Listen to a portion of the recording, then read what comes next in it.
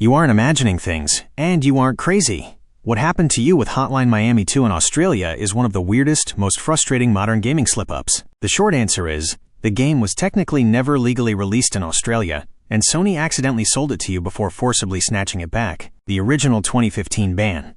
Back in 2015, the Australian Classification Board, ACB, gave Hotline Miami 2, wrong number, a refused classification, RC rating. In Australia, an RC rating acts as a total ban on the sale, demonstration, and legal import of a game. The board banned it primarily due to a highly controversial, skippable scene in the very first level that depicted implied sexual violence. Even though the scene was later revealed to be an in-universe movie set, the ACB wouldn't budge.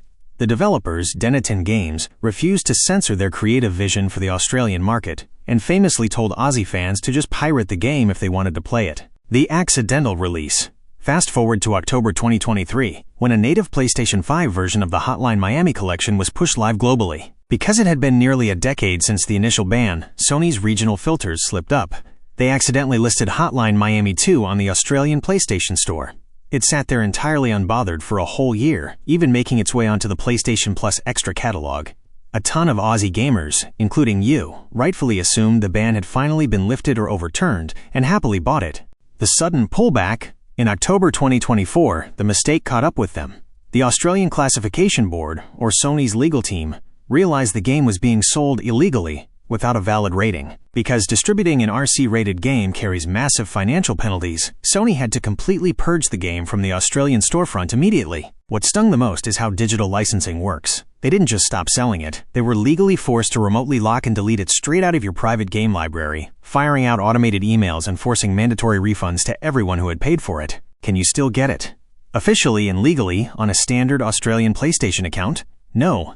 The ban remains fully active, and it is highly unlikely Devolver Digital or Denetton will ever resubmit a censored version to the ACB. The only real workarounds for console players down under are bypassing the digital wall entirely, either by setting up a secondary PlayStation Network account located in a different region, like the US or UK, and buying it with international PSN gift cards, or playing the PC version, where global key codes bypass the localized storefront block entirely. You hit the nail on the head.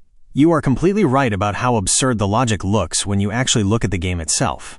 We are talking about top-down, neon-soaked, retro 8-bit pixels, where a gory takedown looks like a handful of red squares splashing across a checkered floor. It is incredibly ironic that games with hyper-realistic, photorealistic violence get an R18+ stamp and sail right onto Australian shelves, while a pixelated game from a decade ago remains locked in digital jail.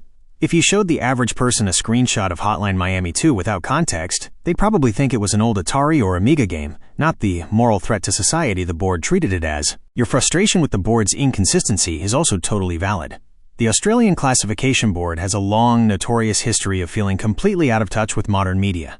For years, Australia didn't even have an R18+ rating for video games. It wasn't introduced until 2013. Meaning anything meant for adults was either heavily censored or banned outright, because the board had to judge it against a maximum rating of MA15+. Even with the R18+ rating now available, the board operates under a strict, rigid set of legal guidelines rather than looking at the artistic context.